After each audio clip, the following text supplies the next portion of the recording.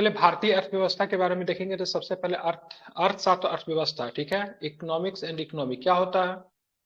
सबसे पहले तो बेसिक चीज हमको डिफिनेशन ही जानना है, जो कि किसी एग्जाम में पूछता तो नहीं है, लेकिन कम से कम हम लोग जो शुरू से पढ़ रहे थे इसको डिफिनेशन को जरूर देखेंगे। तो अर्थशास्त्र मानव की आर्थिक गतिविधियों का अध्ययन करता है। मानव द्वारा ये किसका अध्ययन करता है? तो मनुष्य के आर्थिक गतिविधियों का अध्ययन करता है।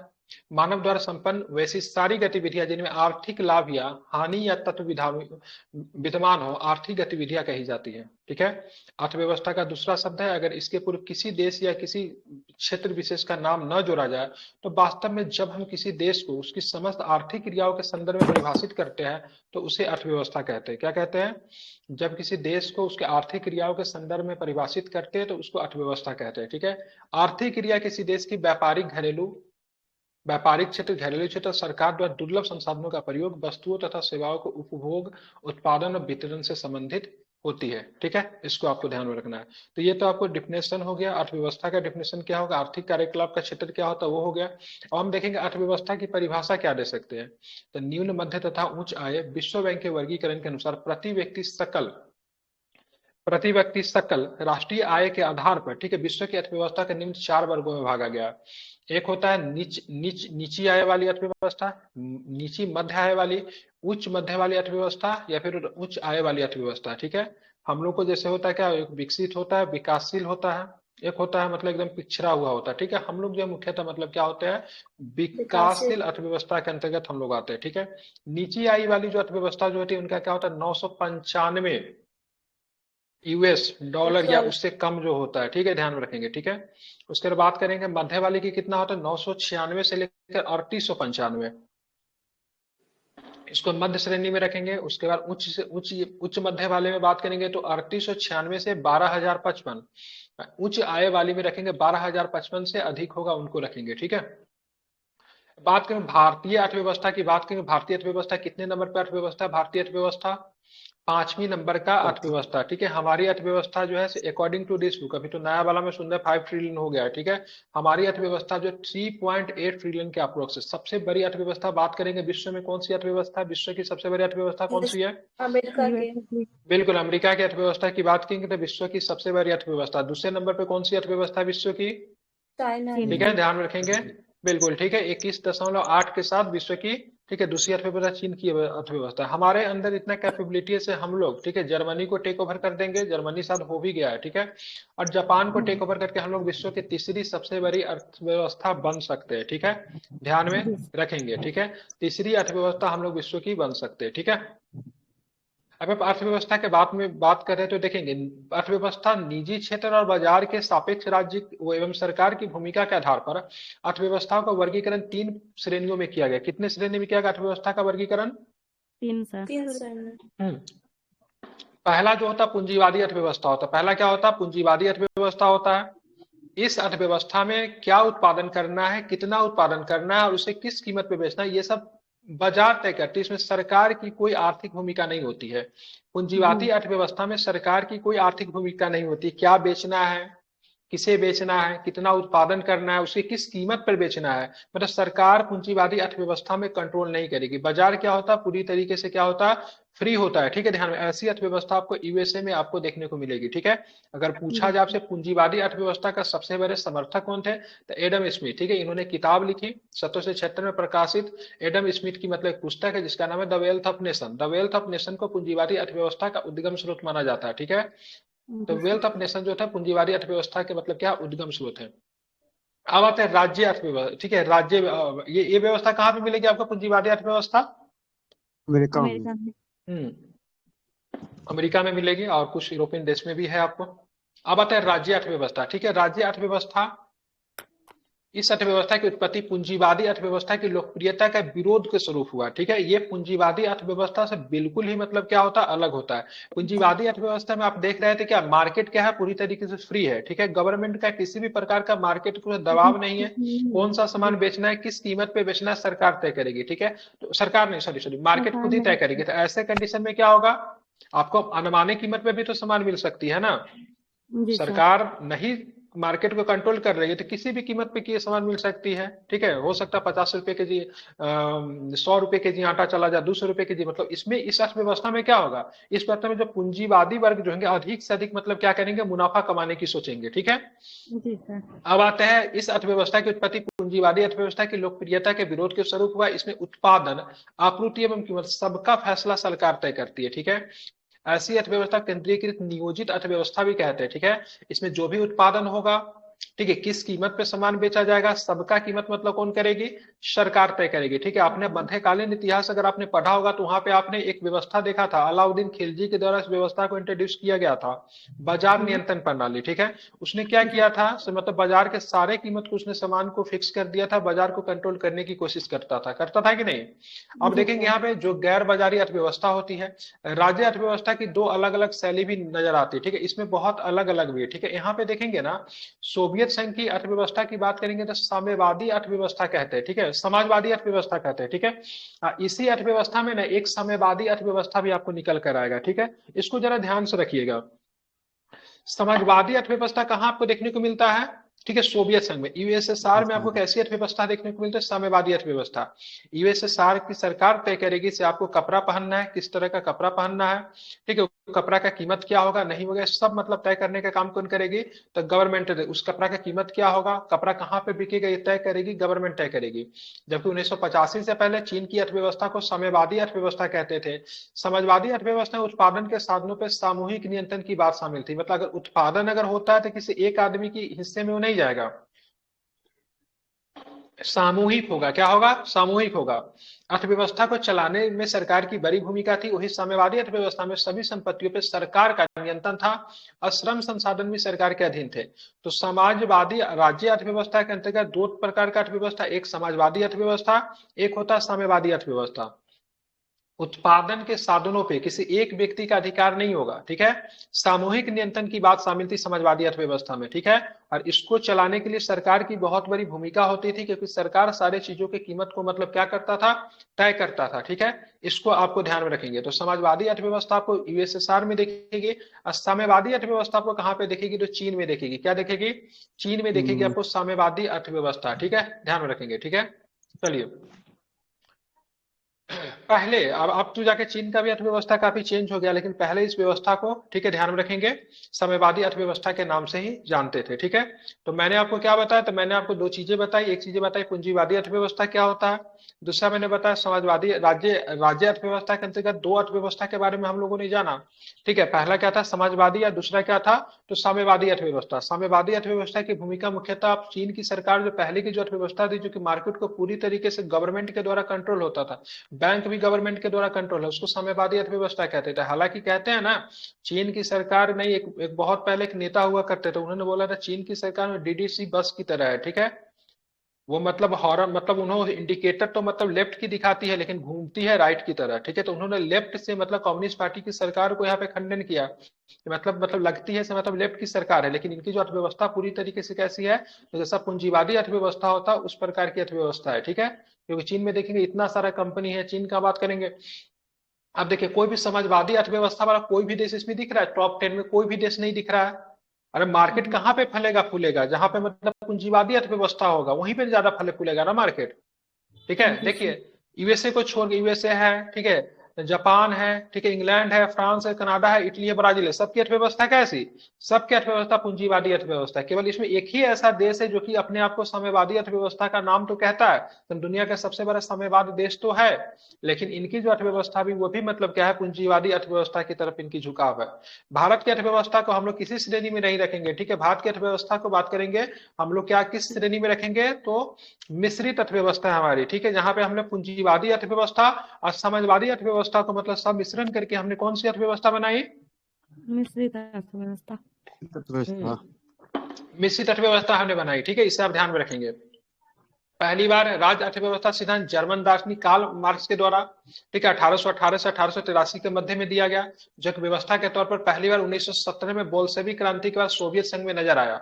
इसका आदर्श रूप चीन है। ठीक है, ध्यान में रखेंगे। राज्य अर्थव्यवस्था की बात करेंगे, आदर्श रूप वर्तमान स्वरूप में आपको चीन देखने को मिलता है। ठीक है, तो जैसे आपने बताया भाई साहब, पूंजीवादी अर्थव्यवस्था के जनक कौन कार्ल मार्क्स। है, पूंजीवादी की बात कर रहा हूँ। Adam Smith. वेरी गुड, ठीक है। कौन सा? Adam Adam Smith. स्मिथ साहब, ठीक है, ध्यान में रखेंगे। कौन सा? एडम स्मिथ एडम साहब, स्मिथ। ठीक है। अगर बोलेंगे से राज्य आधारित अर्थव्यवस्था को किसने सूत्रपात किया, क्या नाम है इनका? मार्क्स। ठीक है, बोल्शेविक। बोल्शेविक क्रांति के समय कार्ल मार्क्स ने दिया था इसको। बोल्शेविक क्रांति के समय जब रसिया, जब वो बनता है, क्या 1920 में संघ बनता है ना? कब 1920 में कब बनता है? यूएसएसआर कब बनता है सर? 20 में ही बनता है, ठीक है, 20 या 19 में होगा, ठीक है। तो उसी समय इस अर्थव्यवस्था को लेनिन के द्वारा, ठीक है, रसिया में इसको इंट्रोड्यूस किया जाता है, ठीक है। तो ध्यान में रखिएगा। तो दो बेसिक चीज था, बहुत ही बेसिक चीज था, जो कि बहुत लोग नहीं समझते। मैंने आपको सिंपल शब्दों में समझाने का कोशिश किया। आई थिंक आपको समझ में आ गई होगी, ठीक है। भारत में क्या है, अब यहाँ पे बोलोगे सर पूंजीवादी अर्थव्यवस्था में काम कौन करेगी? तो पूंजीवादी अर्थव्यवस्था में सारे का सारा कंपनियां कैसी होगी? प्राइवेट होगी। कैसी कंपनियां होगी? प्राइवेट। प्राइवेट कंपनी होगी, ठीक है। समाजवादी अर्थव्यवस्था, उसी का एक रूप और भी, साम्यवादी अर्थव्यवस्था में सरकारी कंपनी कैसी होगी? ठीक है, कैसी कंपनी होगी? सरकारी कंपनी होगी, ठीक है, क्योंकि सारे चीजों का सरकार ध्यान रखेगी, ठीक है। अब दोनों को मिला देंगे तो इसको बनेगा पीपीएल मॉडल। क्या बनेंगे? पीपीएल, ठीक है। पी से मतलब क्या? पब्लिक। पी से मतलब प्राइवेट। एल से मतलब क्या? ओ सॉरी, आई होता है ना, क्या होता है? पीपी होता है क्या? इसमें। ट्रिपल पी होता है, सॉरी, ट्रिपल पी होता है, पीपीएल नहीं, ट्रिपल पी होता है, ठीक है। पी से मतलब क्या होगा? प्राइवेट। प्राइवेट का मतलब प्राइवेट ही होता है, ठीक है। पी से मतलब क्या होगा? प्राइवेट। पब्लिक। पब्लिक का मतलब क्या हो जाएगा? सरकार हो जाएगा, ठीक है। पी से मतलब पार्टनरशिप। दोनों मिलकर जब सरकार, दोनों मिलकर जो अर्थव्यवस्था चलेगा उसको बोलेंगे मिश्रित अर्थव्यवस्था। हमारे यहाँ सरकारी कंपनी भी है, हमारे यहाँ प्राइवेट कंपनी भी है, दोनों साथ में मिल करके करती है, तो इसलिए हमारी अर्थव्यवस्था कैसी है? मिश्रित। हमारी अर्थव्यवस्था मिश्रित है, ठीक है। अब आई देखेंगे यहाँ पे आईएमएफ के अनुमानों के अनुसार, ठीक है, 2022 में प्रति व्यक्ति जीडीपी द्वारा दुनिया की 10 सबसे बड़ी अर्थव्यवस्था की बात करेंगे, ठीक है। एक होता है पीपीपी होता है, ठीक है। एक होता है पीपीपी होता है। पीपीपी क्या होता है? तो एक पीपीपी मॉडल भी तो बता दिए। एक पीपीपी होता है पब्लिक परचेसिंग पावर होता है, ठीक है। तो सबसे ज्यादा चीन में पब्लिक परचेसिंग पावर है, उसके बाद यूएसए में है, उसके बाद मतलब बात करेंगे भारत में है, ठीक है, ध्यान में रखेंगे, ठीक है। इसको आपको ध्यान में रखना है। पब्लिक परचेसिंग पावर कहाँ पे ज्यादा होगा? जहां की देश की अर्थव्यवस्था भी ठीक होगी, वहां पे लोगों की संख्या ज्यादा होगी, ठीक है। माइक बंद कीजिए। लोगों की संख्या ज्यादा होगी, वहां पे पब्लिक परचेसिंग पावर भी काम करेगा। आप चलेंगे जीडीपी। जीडीपी क्या होता है? फुल फॉर्म बताइए जीडीपी का। Gross domestic product. बिल्कुल, ग्रॉस डोमेस्टिक प्रोडक्ट होता है। जीडीपी, पीपीपी का मतलब क्रय शक्ति क्षमता पर आधारित सकल घरेलू उत्पाद का है। एक तो हम लोगों ने सीधे मतलब अर्थव्यवस्था निकाला, किसका अर्थव्यवस्था कितनी बड़ी है, ठीक है। 2023 के, ठीक है, नॉमिनल जीडीपी के अनुसार भारत की अर्थव्यवस्था की बात करेंगे 5वां नंबर पे है, ठीक है। लेकिन अगर परचेसिंग पावर के हिसाब से बात करेंगे तो भारत की अर्थव्यवस्था कितने नंबर पे चली जाएगी? तीसरे नंबर पे चली जाएगी, ठीक है। ध्यान में आपको रखना है। तो जीडीपी, पीपीपी का मतलब क्रय शक्ति क्षमता पर आधारित सकल घरेलू उत्पाद है। देशों को वित्तीय और सांख्यिकी संस्थानों से जीडीपी अनुमानों द्वारा क्रमबद्ध किया गया है, जो सरकार या सरकारी आधिकारिक विनिमय दरों का उपयोग करके गणना करते हैं। पीपीपी का उपयोग करते हुए जीडीपी की तुलना राज्य के घरेलू बाजार का आकलन करते समय नाम मात्र जीडीपी का उपयोग करने वाले तुलना में अत्यधिक उपयोगी होती है, क्योंकि पीपीपी अंतरराष्ट्रीय बाजार विनिमय दरों का उपयोग करने के बजाय देश के स्थानीय वस्तुओं, सेवाओं और मतलब मुद्रास्फीति दरों की सापेक्ष लागत को ध्यान में रखता है, जो प्रति व्यक्ति आय में वास्तविक अंतर को विकृत कर सकता है। पीपीपी का उपयोग अक्सर वैश्विक गरीबी सीमा का मापन के लिए भी किया जाता है, ठीक है, ये भी आपको ध्यान में रखेंगे। और इसका उपयोग संयुक्त राष्ट्र द्वारा मानव विकास सूचकांक के निर्माण में भी किया जाएगा। पीपीपी अगर मॉडल से बात करें, पब्लिक परचेसिंग पावर किसी देश का अधिक होगा तो जाहिर सी बात वो देश क्या है? संपन्न देश है ना। अरे आपके पास पैसा रहेगा तब ना कुछ सामान खरीदोगे। जब आप गरीब देश होगा, जब पब्लिक के पास पैसा ही नहीं रहेगा तो सामान कहाँ से खरीदेगा? तो उस देश का ऑलरेडी पीपीपी मॉडल, पीपीपी क्या होगा? नीचे चला जाएगा। पब्लिक परचेसिंग पावर उस देश का क्या होगा? नीचे होगा, ठीक है, ध्यान में रखेंगे। अब ऐसे हम लोगों ने दो प्रकार की अर्थव्यवस्था को पढ़ा। मिश्रित अर्थव्यवस्था छूट गया था, अब देखेंगे क्या होता है। ज्यादातर एशियन देशों ने जिस अर्थव्यवस्था को अपनाया, कौन सा अर्थव्यवस्था? मिश्रित। इसमें कुछ लक्षण राज्य अर्थव्यवस्था के मौजूद है, तो कुछ लक्षण पूंजीवादी अर्थव्यवस्था के होते हैं, यानी सरकारी एवं निजी क्षेत्र का साहित्य होता है। हमारे यहाँ बैंक किसका मॉडल है? बैंक में हमारा मिश्रित अर्थव्यवस्था एग्जाम्पल है। बैंक कोई सरकारी बैंक नहीं होता। बैंक एसबीआई क्या है? ठीक है। Bank of Punjab national bank क्या है, इस सब में प्राइवेट भी शेयर है, ठीक है, गवर्नमेंट का भी एजेंसी है ना। हाँ। द्वितीय विश्व युद्ध की समाप्ति के बाद उपनिवेशवाद के चंगुल से निकलने के लिए दुनिया ने कई क्षेत्रों में मिश्रित अर्थव्यवस्था को अपनाया। इसमें भारत, मलेशिया में इंडोनेशिया जैसे देश शामिल है। जब द्वितीय विश्व युद्ध समाप्त हुआ तो विश्व में दो महाशक्ति बना। एक महाशक्ति बना, उसका नाम था क्या नाम है इसका, अमेरिका। और दूसरा महाशक्ति बना, उसका नाम था यूएसएसआर। अब दुनिया के देशों पे दबाव बना से भाई साहब अपने यहाँ तुम अर्थव्यवस्था को अपनाओगे तो साम्यवादी अर्थव्यवस्था को अपनाओ। अमेरिका ने दबाव बनाया से अपने अर्थव्यवस्था को अपना पूंजीवादी अर्थव्यवस्था को बनाओ। कुछ देश ऐसे जो थे वो किसी भी देश के खेमा में नहीं जाना चाहते थे, उसका नेतृत्व नेहरू जी कर रहे थे। उन्होंने बोला सर हम लोग अपना एक अलग से ही मतलब एक अर्थव्यवस्था को अपनाएंगे जहां पे प्राइवेट कंपनियां और राजकीय कंपनियां मतलब स्टेट की कंपनियां दोनों साथ मिलकर काम करेंगे। ऐसे में जो व्यवस्था का जन्म हुआ उसको मिश्रित अर्थव्यवस्था कहते हैं। जैसे कि भारत ने अपनाया, मलेशिया ने अपनाया, इंडोनेशिया ने अपनाया। ज्यादातर ऐसे जो कंपनियां, ज्यादातर ऐसे देश जो शामिल जो थे मिश्रित अर्थव्यवस्था को अपनाने वाले, वो ज्यादातर जो देश जो थे वो मतलब इसमें आते। नाम जो था नॉन अलायंस मूवमेंट जो चला था ना, नॉन अलायंस मूवमेंट, ठीक है, उसी में थे। ठीक है, ध्यान में इसको रखिएगा, समझ गए। अब यहाँ पे देखिए केन्स ने सुझाव दिया कि पूंजीवादी अर्थव्यवस्था को समाजवादी अर्थव्यवस्था की ओर कुछ कदम बढ़ाना चाहिए, जबकि प्रोफेसर लांज ने कहा कि समाजवादी अर्थव्यवस्था को पूंजीवादी अर्थव्यवस्था की ओर कुछ कदम मतलब कुछ कदम बढ़ाना चाहिए। यहाँ पे देखिए केन्स ने क्या सुझाव दिया कि पूंजीवादी अर्थव्यवस्था को समाजवादी अर्थव्यवस्था की तरफ जाना चाहिए, जबकि मतलब यहाँ पे मतलब प्रोफेसर लॉन्ज ने क्या बोला से नहीं, समाजवादी अर्थव्यवस्था को पूंजीवादी अर्थव्यवस्था की ओर जाना चाहिए। आपके हिसाब से क्या सही है, पूंजीवादी अर्थव्यवस्था की तरफ से समाजवादी अर्थव्यवस्था की तरफ जाना चाहिए या फिर किधर जाना चाहिए? अरे माइक का है, आप खोलिए। तो ध्यान में रखिए, देखिए पूंजीवादी अर्थव्यवस्था आम लोगों के हित में नहीं होगी। सरकार अगर रेलवे का अगर प्राइवेटीकरण अगर कर दे रही है तो हम लोग सबसे ज्यादा विरोध कर रहे हैं कि नहीं कर रहे हैं? रेलवे अगर प्राइवेट अगर हो जाएगी तो ऐसे संदर्भ में क्या होगा, ऐसे संदर्भ में किराया बढ़ जाएगी, बढ़ेगी किराया की नहीं बढ़ेगी, तो लोगों का हित में नहीं होगा, समझ रहे हैं ना। अगर सरकार अगर किसी चीज को कंट्रोल करेगी तो उसका कीमत कम होता है। अब यही कंपेरिजन है, सब प्राइवेट बस से सफर कीजिए, सरकारी बस से सफर कीजिए, दोनों को किराया अप्रोक्स आधा के बीच में अंतर होता है कि नहीं। तो सरकारी बस जो है समाजवादी अर्थव्यवस्था का एग्जाम्पल है, जो कि प्राइवेट बस किसका एग्जाम्पल है? पूंजीवादी अर्थव्यवस्था एग्जाम्पल है कि नहीं है? जी सर। सरकारी स्कूल में आप पढ़ने जाते हो तो आपको फ्री में एजुकेशन मिलता है, जबकि प्राइवेट स्कूल में पढ़ने जाते हैं आपको उसके लिए काफी पैसे देने पड़ते हैं, है कि नहीं। तो ऐसे कंडीशन में आप दोनों फैक्ट को आप लोग क्या कीजिए, याद करके कौन पूंजीवादी होगा कौन समाजवादी होगा। एक प्रश्न और भी उठेगा, तो क्या पूंजीवादी अर्थव्यवस्था क्या लोगों के हित में नहीं है या फिर समाजवादी अर्थव्यवस्था केवल लोगों के हित में? भाई दोनों के दोनों हित में है। सरकार कहती है, मतलब एक जो स्टेट का गवर्नमेंट का डिफिनेशन दिया, उसने बोला सरकार का काम है सरकार चलाना, सरकार का काम है सरकार कराना, कि व्यापार करना। अब सरकार क्या, WTO कहते हैं भाई साहब तुम्हारा वर्ल्ड ट्रेड ऑर्गेनाइजेशन WTO जो कहती है जितने भी मतलब बाजार है उसको सरकार फ्री छोड़ दे, बाजार के ऊपर सरकार का किसी भी तरह का कंट्रोल नहीं होना चाहिए, ठीक है। WTO भी कहती है बाजार को एकदम फ्री छोड़ो, उसको जिधर जाना है खुद जाएगा, सरकार क्यों बाजार को कंट्रोल करेगी? आपका काम है देश चलाना, ना कि आपका काम व्यापार करना। अमेरिका की सरकार केवल देश चलाने काम करती है, व्यापार करने की काम नहीं करती है। बाकी साम्यवादी अर्थव्यवस्था में सरकार तय करेगी इस देश में आटा कितने रुपए केजी बिकेगा, चावल कितने बिकेगा। तो ये सब थोड़ा है, थोड़ा इसको समझ सकते हैं आप लोग। एक होता है बंद अर्थव्यवस्था। अब बंद अर्थव्यवस्था को किसी भी अर्थव्यवस्था के अंतर्गत ही नहीं रखेंगे, क्योंकि वो किसी भी देश से व्यापार नहीं करता। बंद अर्थव्यवस्था का मतलब होता है न तो आयात करता है न तो निर्यात करता है। अब बोलोगे सर किसका अर्थव्यवस्था बंद होगा, तो नॉर्थ कोरिया। जी सर। नॉर्थ कोरिया के साथ किसी भी देश का आर्थिक संबंध हो नहीं सकता है, नहीं हो सकता है ना।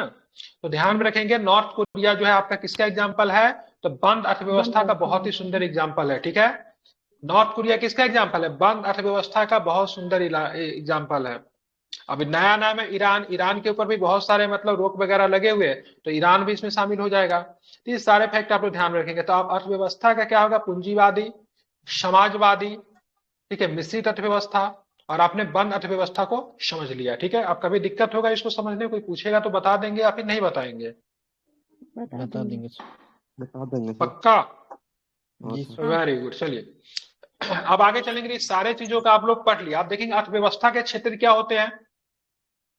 तो अर्थव्यवस्था के क्षेत्र में हम लोग देखेंगे तो मानव के हुए वर्तमान क्रियाकलाप जो आयस रीजन में सहायक होते हैं उन्हें आर्थिक क्रिया की संख्या दी जाती है। वो सारे क्रिया जहां से आपके इनकम का कुछ ना कुछ स्रोत है वो सारे के सारे किसमें आएंगे,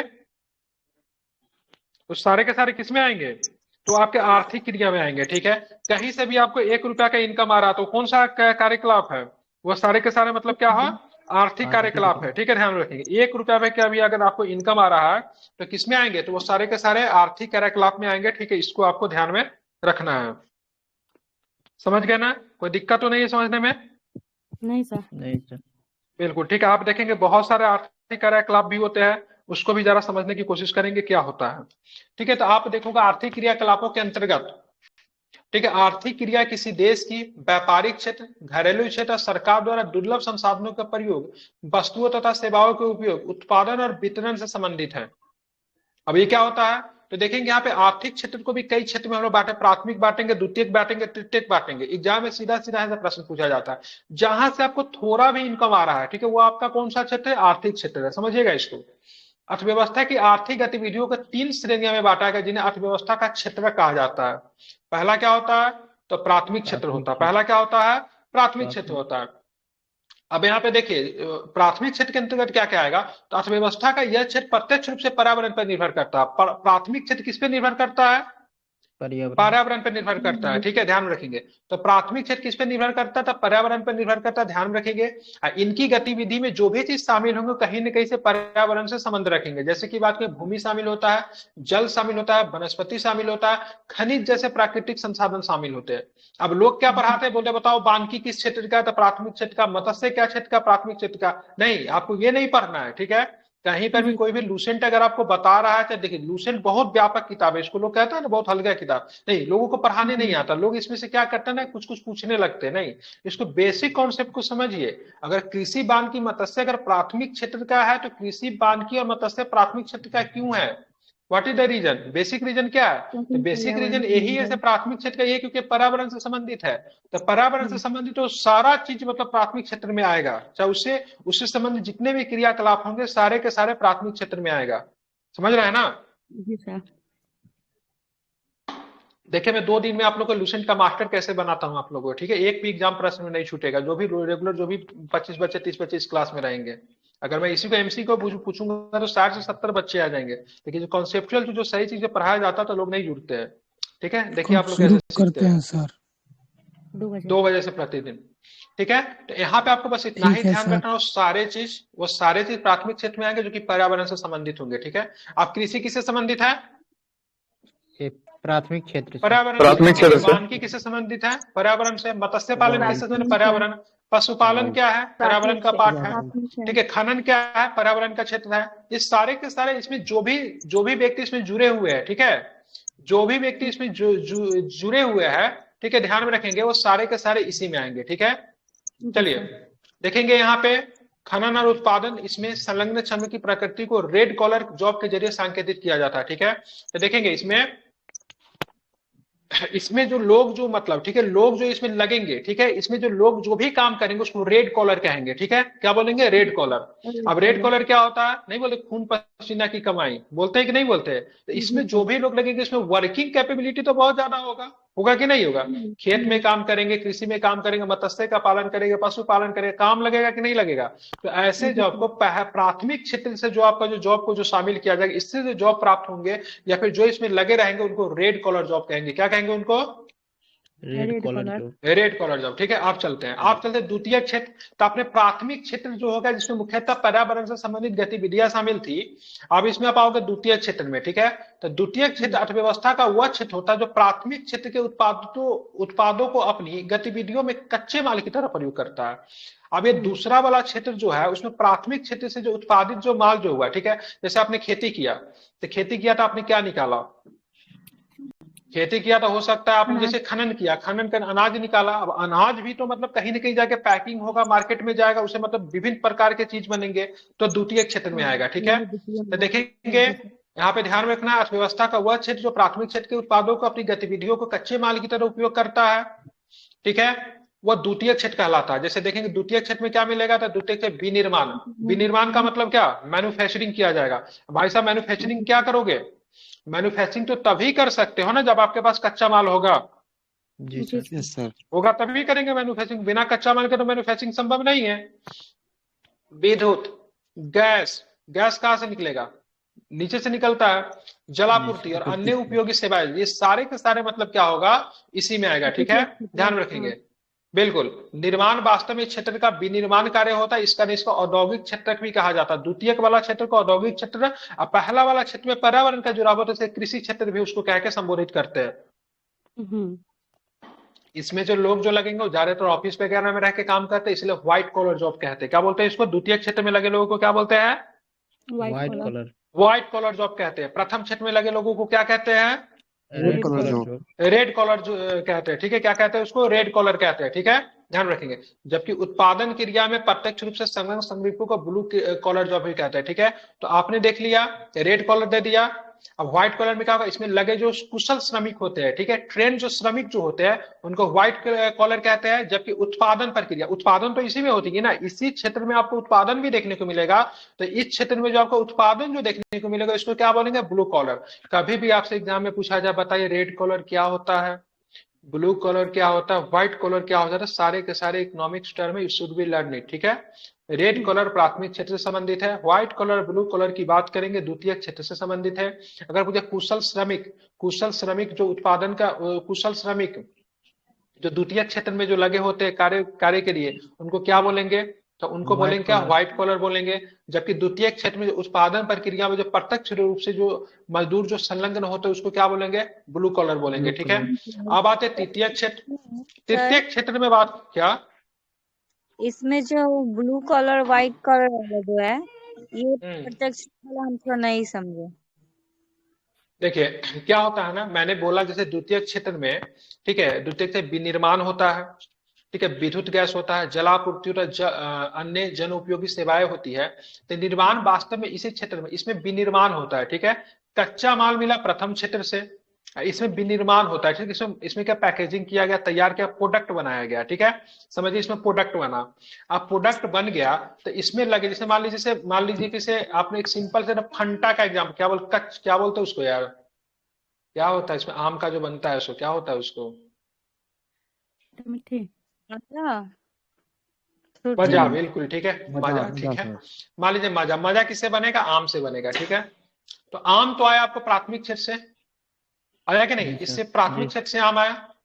हाँ ठीक है, सर। अब आम को भाई तो डायरेक्ट मजा तो नहीं बना सकते ना, मजा को बनाने के लिए इसको कहाँ ले जाना पड़ेगा? फैक्ट्री में ले जाना पड़ेगा, ले जाना पड़ेगा ना। तो फैक्ट्री में ले जाके इसको तैयार करेंगे तो द्वितीय क्षेत्र का एग्जाम्पल होगा, क्योंकि इसमें क्या होगा? विनिर्माण होगा। और इसे कारण इसे औद्योगिक क्षेत्र भी कहते हैं, क्योंकि इसमें उद्योग होता है, मेनली क्या है इसमें? इंडस्ट्री है। ठीक है, इसमें लगे कुशल जो श्रमिक जो इसमें लगे होते हैं उनको व्हाइट कॉलर कहते हैं, मतलब काम करने के प्रक्रिया कुशल। देखिए इसमें जो काम करे कुशल होना चाहिए, ट्रेंड होना चाहिए। अब मशीन आपको चलाने नहीं आएगा तो किसी अनजान आदमी को मशीन चलाने के लिए नहीं दे सकते हैं, इसमें स्किल लेवल चाहिए। ठीक है, द्वितीय क्षेत्र में जो लेबर जो काम करें कैसे होंगे? स्किल लेबर होंगे। ठीक है, इनको क्या बोलते हैं? तो इनको मतलब बोलेंगे व्हाइट कॉलर। जबकि उत्पादन के प्रक्रिया में जो लोग जो लगे होंगे उनको मतलब ब्लू कॉलर जॉब के अंतर्गत रखा जाता है। ठीक है, समझे? लेबर उत्पादन नहीं करता है, लेबर तो क्या करेगा? उसको मतलब तो संचालन करेगा। ठीक है, स्किल लेबर जो होगा वो संचालन करेगा, उत्पादन में थोड़ी ना वो लगेगा। ठीक है, संचालन करने में। और जो उत्पादन के प्रक्रिया में जो लगेंगे उसको ब्लू कॉलर जॉब कहेंगे। ठीक है, बताइए। जैसे मतलब कंपनी के जो हेड सब होंगे वो ब्लू वाले ब्लू कलर हो जाएंगे। हेड होंगे वो व्हाइट कॉलर। व्हाइट अरे हेड नहीं होंगे, जो अच्छे से मतलब हेड हेड नहीं सर। ठीक है, स्किल हाँ। करने का, देख रेख के काम करेंगे, बिल्कुल संचालन करने का काम करेंगे वो। ठीक है, चलिए आप देखिए सबसे जो मस्त जॉब जो आता है जिसमें कम मेहनत करना पड़ेगा, ठीक है, सबसे वो तृतीय क्षेत्र में आता है। इस क्षेत्र में विभिन्न प्रकार की सेवाओं का उत्पादन करे, जो सर्विस देने का काम करता है। तृतीय क्षेत्र यानी सेवा क्षेत्र। से तृतीय क्षेत्र को क्या बोलते हैं? व्यापार क्या है? व्यापार आ जाएंगे। होटल क्या है? सर्विस क्या है? परिवहन क्या है? सर्विस है, एक जगह से दूसरे जगह को पहुंचाने का काम करती है। होटल क्या आपको रहने का सर्विस देती है। ठीक है, भंडारण क्या है? वो भी एक प्रकार का सर्विस। संचार क्या है? सर्विस है। प्रसारण क्या है? सर्विस है। इसमें जितने भी मतलब सर्विस वाला आएंगे वो तृतीय क्षेत्र के अंतर्गत आएंगे। ठीक है, ध्यान में रखेंगे। समझ गए? समझे? जी सर। इसको याद रखिएगा, ठीक है। अब आते वित्तीय, अचल संपत्ति और व्यावसायिक सेवाएं, लोक प्रशासन, रक्षा एवं अन्य सेवाएं, सारे के सारे इसी के अंतर्गत आएंगे, ठीक है, ध्यान रखेंगे। तृतीय अक्षर भारतीय अर्थव्यवस्था के सकल राष्ट्रीय उत्पादन में सबसे अधिक योगदान देता है, एकदम रट जाइए, कई बार पूछेगा तीनों सेक्टर में, तीनों क्षेत्र में भारतीय अर्थव्यवस्था में सबसे ज्यादा योगदान किसका? तृतीय क्षेत्र का। तृतीय क्षेत्र का सबसे ज्यादा उत्पादन, ठीक है। बैंकिंग जीडीपी में। हाँ, बैंकिंग के क्षेत्र में आएगी तो तृतीय क्षेत्र में आएगी। होटल किस में आएगी? तृतीय में आएगा, ठीक है। एरोप्लेन वगैरह सब जो उड़ता है ये सब किस में आएगा? सबके सब तृतीय क्षेत्र में आएगा। रेलवे के क्षेत्र में आएगा तो तृतीय क्षेत्र में आएगा, ठीक है। जो सेवा दे रहा, जो भी सेवा दे रहा है सबके सब इसी क्षेत्र में आएंगे, ध्यान रखेंगे, ठीक है। भारतीय अर्थव्यवस्था एक श्रम आधिक्य वाला अर्थव्यवस्था, इसका मतलब क्या है? यहाँ पे काम कम है और लोगों की, यहाँ पे काम कम है लेकिन काम करने वालों की संख्या ज्यादा है, ठीक है। इसीलिए भारत में मजदूर क्या होगा? सस्ता होगा कि महंगा होगा? बताइए, सिंपल प्रश्न। सस्ता होगा, ठीक है। क्या होगा? सस्ता होगा। इसीलिए भारत में क्या होगा? बहुत सारे विदेशी संस्थाएं भी देखिएगा, भारत से बाहर के देश, अमेरिका वगैरह, यूरोपियन कंट्री भी भारत में मतलब क्या करती है? सर्विस मतलब यहाँ से प्राप्त करती है। जैसे टेलीफोन, जैसे क्या टेलीकॉल का सर्विस हो गया, ठीक है, सॉफ्टवेयर का सर्विस। क्यों? क्योंकि देखिएगा सिंपल है, अमेरिका जैसा देश आगे इतना क्यों बढ़ा? क्योंकि वहां पे 24/7 काम होता है। बोलोगे सर ये कैसे होता है? तो आपको पता होना चाहिए, अमेरिका में जो दिन में काम होता है तो वहां के एम्प्लॉय करेंगे, ठीक है। रात में जब काम वहां पे होगा, वहां पे बंद नहीं होता, वहां पे भारत के एम्प्लॉय करेंगे। क्यों करेंगे? क्योंकि जब वहां पे रात होता है तो भारत में दिन होता है कि नहीं? और जब भारत में रात होता है तो वहां पे दिन होता है, तो वो लोग बहुत चालाक होते हैं, वो दिन में अपने यहाँ के एम्प्लॉय से काम करवाते हैं और रात में भारत के में स्किल लेबर, यहाँ पे पढ़े लोगों की संख्या बहुत ज्यादा है, ठीक है। यहाँ के लोग फ्राटेदार इंग्लिश बोलते हैं और वहां के लेबर से बहुत सस्ते में यहाँ के लोग लेबर काम करते थे। लेबर कहने का स्किल लेबर, दो तरह के लेबर होते हैं, ठीक है। एक जो स्किल लेबर नहीं है, कुशल वाला, हाँ, प्रकार का काम इंजीनियर, मजदूरी कर रहा है। दूसरा लेवल क्या होगा? Skill labour. इंजीनियर क्या होगा? स्किल लेबर होगा, ठीक है। जो फोन को एक्सपेक्ट कर रहा है, ठीक है, लैपटॉप पे काम कर रहा है, वो भी एक लेबर है। कैसा लेबर है? स्किल लेबर है। सॉफ्टवेयर इंजीनियर कैसा लेबर है? स्किल लेबर है। अमेरिका को कैसा चाहिए? स्किल लेबर चाहिए, ठीक है। तो बोलेगा ठीक है, हमारे यहाँ तो अब रात हो गया, 8 बज चुका है, रात हो गया, चलो अब काम को बंद करते हैं, ठीक है। अब इंडिया में जब वहां पे 8-9 बजेगा तो इंडिया में सुबह होगा, तो वहां का काम फिर इधर ट्रांसफर होगा। इसलिए उनकी अर्थव्यवस्था कितने घंटे चली? तो 24 घंटे अर्थव्यवस्था उनकी चलती रही, ठीक है। तो इस तरीके से सर्विस सेक्टर वर्क करता है, इसीलिए उनकी अर्थव्यवस्था हमसे बड़ी है, ठीक है। और भी ध्यान रखिए, भारत का जो अर्थव्यवस्था है श्रम आधिक्य वाली है, ठीक है। मतलब यहाँ पे काम अधिक है, काम कम है, लोगों की काम करने की संख्या क्या अधिक है। जब ऐसी अर्थव्यवस्था वाला देश में लेबर का माइग्रेशन होता है, क्या होता है? लेबर का माइग्रेशन होता है। लेबर काम करने के लिए कहाँ चले जाएंगे? दूसरे देश में जाएंगे, नहीं जाएंगे। भारत से काम करने के लिए दूसरे देश में जाने के लिए लोग बेचैन रहते कि नहीं, विदेश जाने के लिए? जी सर। ठीक है। तो हमारे यहाँ लेबर का उसके बाद बात करें पूरे देश में तो क्या है? श्रम आधिक्य तो है, लेकिन स्टेट के आधार पे भी देखेंगे तो बहुत ज्यादा दिक्कत होता है। जैसे देखेंगे धान रोपनी का समय आता है तो देखिएगा बहुत सारे बिहार के मजदूर पंजाब चले जाते हैं, वहां पे उनको काम मिल जाता है कुछ दिन के लिए, ठीक है। तो बिहार, उत्तर प्रदेश में लेबर की संख्या और भी बहुत अधिक है, तो ये अपने स्टेट के अंदर भी माइग्रेट करते हैं और विदेश भी माइग्रेट करते हैं। तो इस तरह की हमारे यहाँ, ठीक है। यहाँ पे देखिए कि डाटा है, अगर पूछा जाएगा सबसे अधिक कौन सा क्षेत्र का योगदान है तो क्या बताएंगे? तृतीय क्षेत्र का। दूसरा नंबर पे कौन सा? द्वितीय क्षेत्र का। बहुत प्रथम नंबर, तीसरा नंबर पे क्या हो जाएगा? प्राथमिक क्षेत्र का। आसान है, जो प्रथम नंबर पे हो तीसरा नंबर पे जाओगे, जो तीसरा नंबर पे है वो प्रथम नंबर पे चला गया, ठीक है। दूसरा वाला बच्चा क्या है, वो अपना जगह नहीं चेंज किया, अपना दूसरा पे ही है, ठीक है। समझ रहे हैं ना? जो तीसरा वाला प्रथम पे, प्रथम वाला तीसरा पे, दूसरा वाला क्या है, वो अपना जगह बनाया हुआ, उसने कोई भी जगह को नहीं चेंज किया, ठीक है। अब आते हैं आर्थिक समृद्धि एवं विकास। माइक बंद कर लीजिए, आवाज आ रही, गाना की आवाज आ रही, ठीक है। आप देखेंगे आर्थिक समृद्धि एवं आर्थिक विकास क्या होता है। तो आर्थिक समृद्धि क्या होता है? देखें, आर्थिक समृद्धि से अभिप्राय है किसी समयावधि में किसी अर्थव्यवस्था में होने वाले वास्तविक आय से सामान्यतः यदि सामान्यतः का सकल राष्ट्रीय उत्पाद, ठीक है, जीएनपी, सकल घरेलू उत्पाद, जीडीपी एवं प्रति व्यक्ति आय में वृद्धि हो रही, तो हम कह सकते हैं कि आर्थिक समृद्धि हो रही है। किसी देश में आर्थिक समृद्धि कब बना जाएगा? जीएनपी, ग्रोस नेट, क्या होता है जीएनपी का फुल फॉर्म? ठीक है, सकल राष्ट्रीय ग्रॉस नेट प्रोडक्ट। बिल्कुल, ग्रोस नेट प्रोडक्ट जो भी हो ग्रोस नेशनल प्रोडक्ट होगा, ठीक है, ध्यान रखिएगा, ठीक है। और सकल घरेलू उत्पाद ग्रोस डोमेस्टिक प्रोडक्ट होगा। और साथ में पर कैपिटा इनकम अगर लोगों की बढ़ रही तो समझेंगे देश क्या है, क्या कर रहा है, तो आर्थिक समृद्धि कर रहा है। अर्थात आर्थिक समृद्धि उत्पादन के वृद्धि से संबंधित है, जिसमें परिमाणात्मक परिवर्तन होते हैं, जो कि एक श्रम शक्ति, उपभोग पूंजी और व्यापार की मात्रा में प्रसार के साथ होता है, ठीक है, ध्यान में रखेंगे। किसी देश की आर्थिक समृद्धि का सर्वाधिक उपयुक्त मापदंड प्रति व्यक्ति वास्तविक आय से होता है। अगर आपका प्रति व्यक्ति आय आज मान लीजिए 5 रुपया है, कल जाके 10 रुपया हो जाएंगे, तो समझेंगे से आपका मतलब क्या, देश आर्थिक समृद्धि कर रही है। और देश में जब आर्थिक समृद्धि जब होगी तो साथ में लोगों का ही आर्थिक समृद्धि होगा कि नहीं होगा? जी सर। अगर मान लीजिए आपका प्रति व्यक्ति आय मतलब क्या है, 2023 में मान लीजिए 10,000 रुपया पर महीना है, ठीक है, आगे चलकर आपका प्रति व्यक्ति आय कम हो जाए, आपका जॉब चले जाए, तो समझेंगे देश में आर्थिक समृद्धि नहीं हो रही है, ठीक है, ध्यान में रखेंगे, ठीक है। इसके मापने का सबसे अच्छा तरीका क्या होगा, तो इसके मापने का सबसे अच्छा तरीका पर कैपिटा इनकम होगा, ठीक है, प्रति व्यक्ति आय होगी, ठीक है, ध्यान में रखेंगे।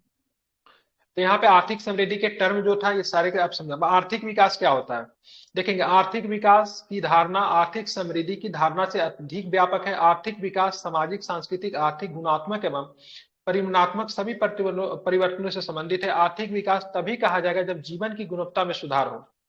आप बोलेंगे सर केवल पर कैपिटा इनकम बढ़ने से क्या आर्थिक विकास हो सकता है, तो नहीं हो सकता है, ठीक है। पर कैपिटा इनकम बढ़ने से आर्थिक विकास नहीं हो सकता है, आपके जीवन की गुणवत्ता में भी सुधार होना चाहिए। कैसे होगा, इसके लिए सरकार भी थोड़ा इंपॉर्टेंट रोल अदा करेगी, ठीक है। आर्थिक विकास की माप में अनेक चर सम्मिलित किया, जैसे देखिए आर्थिक, राजनीतिक और सामाजिक संस्थानों के स्वरूप में परिवर्तन, शिक्षा तथा साक्षरता दर, जीवन प्रत्याशा, पोषण पे स्तर, स्वास्थ्य सेवाएं, प्रति व्यक्ति उपभोग की वस्तुएं, सारे चीजों का आर्थिक विकास में मूलतः मानव का विकास है। आर्थिक विकास को ही मानव का विकास भी कहेंगे। इसमें सरकार की बहुत बड़ी भूमिका होती है। आपके पास लाख मतलब क्या हो जाए, पैसे हो जाए, लेकिन गवर्नमेंट अगर बेसिक स्ट्रक्चर पे काम करके, ठीक है, स्वास्थ्य सेवाएं, शिक्षा, ठीक है, ये सब अगर नहीं करेगी, पर्यावरण के ऊपर ध्यान नहीं देगी, तो आप नहीं कर सकते हो ना।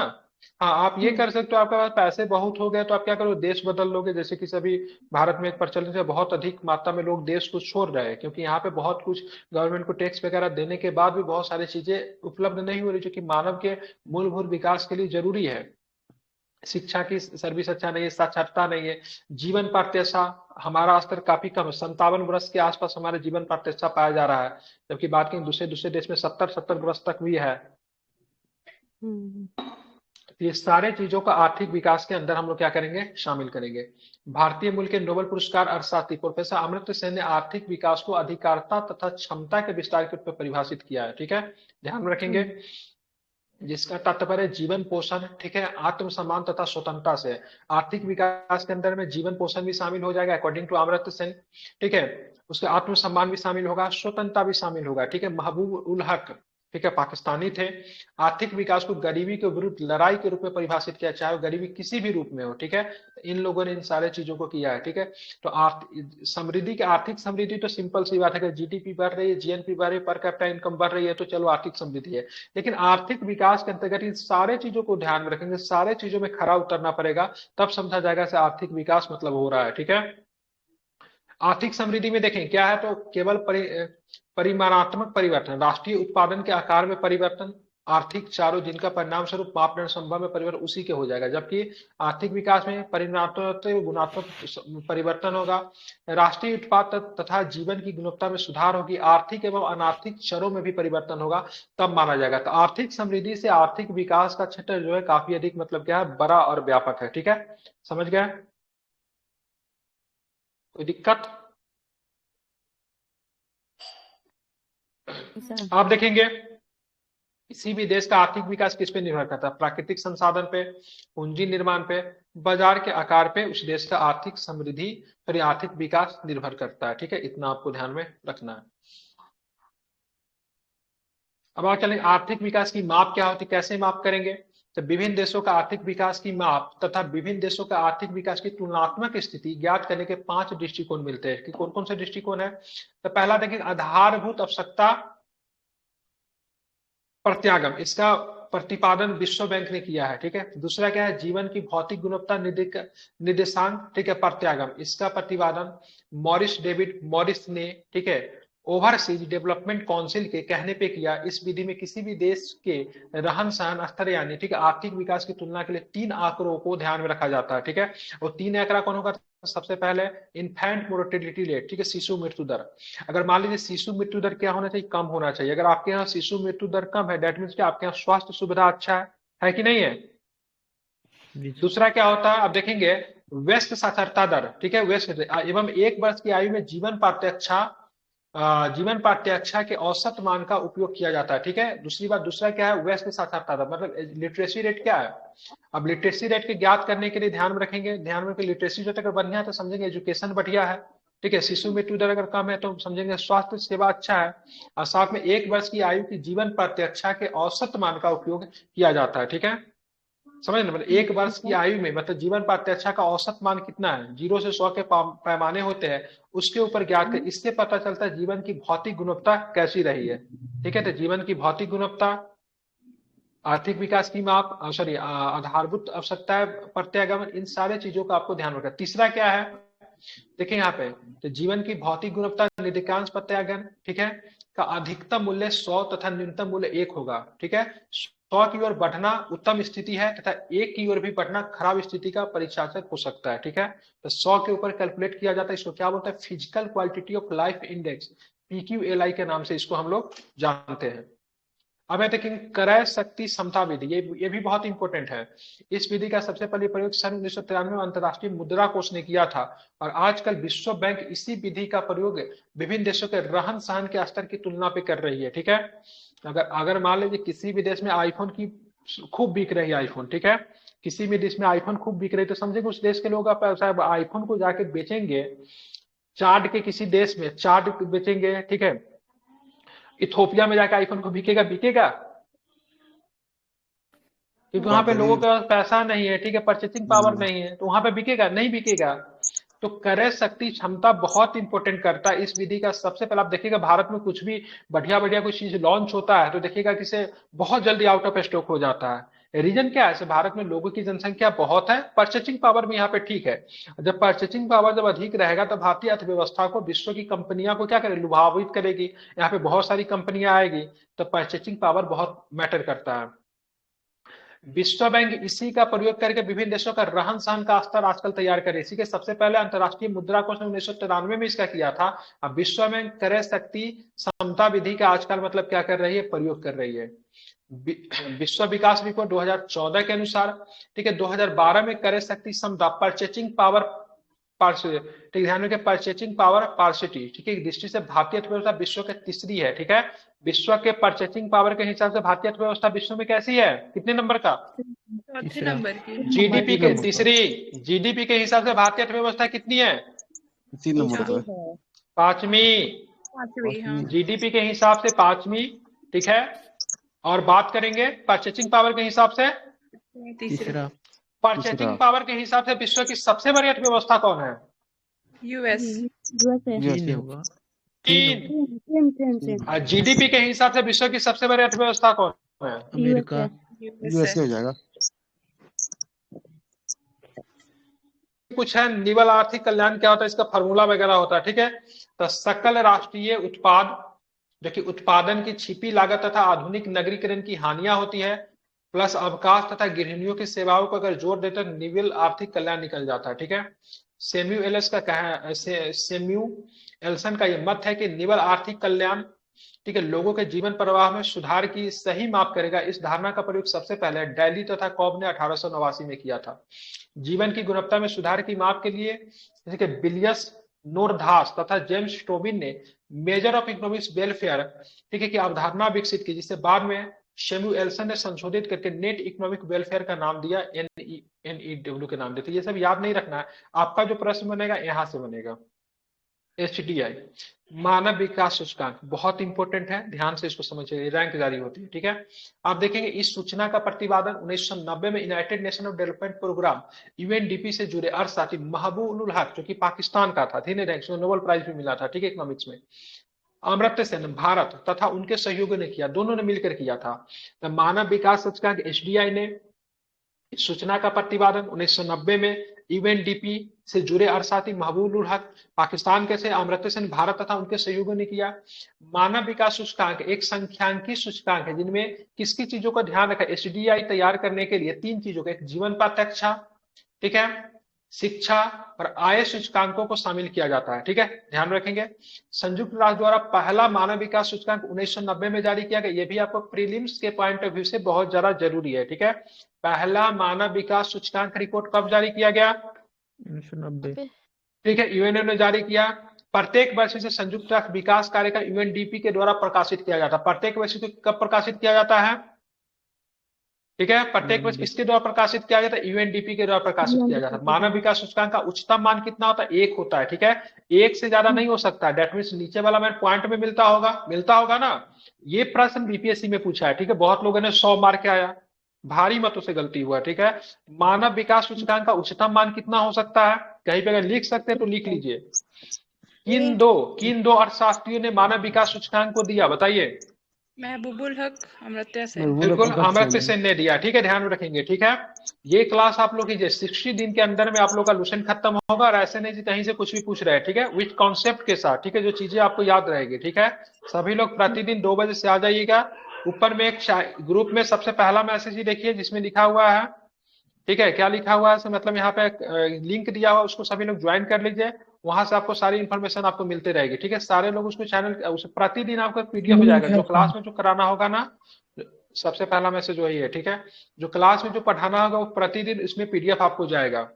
अब बात करेंगे मानव विकास सूचकांक का उच्चतम मान कितना होगा? 1 होगा, ठीक है। अब देखें 0 से, ठीक है, जिसका भी वैल्यू 0 से लेके 0.55 से कम होता निम्न विकास वाले देश में आते हैं, जिसका 0.55 से लेके 7.7 तक होता मध्यम विकास वाले में आते हैं। अब बात है जिनका भी 7 से लेके 0.8 तक होता है, 0.7 से लेके 0.9 उच्च मानव विकास वाले देश में आते हैं, ठीक है। और बात करेंगे 0.8 से लेके जो 1 तक आते हैं बहुत उच्च मानव विकास वाले देश में आते हैं, ठीक है। 2012 में, ठीक है, मानव विकास सूचकांक जारी नहीं किया गया था, ये भी आपको पॉइंट प्रीलिम्स के पॉइंट से बहुत इंपॉर्टेंट हो जाएगा। जारी कब से किया जाता है देवियों और सज्जनों? 1990। किसने जारी, कौन सी संस्था जारी करती है?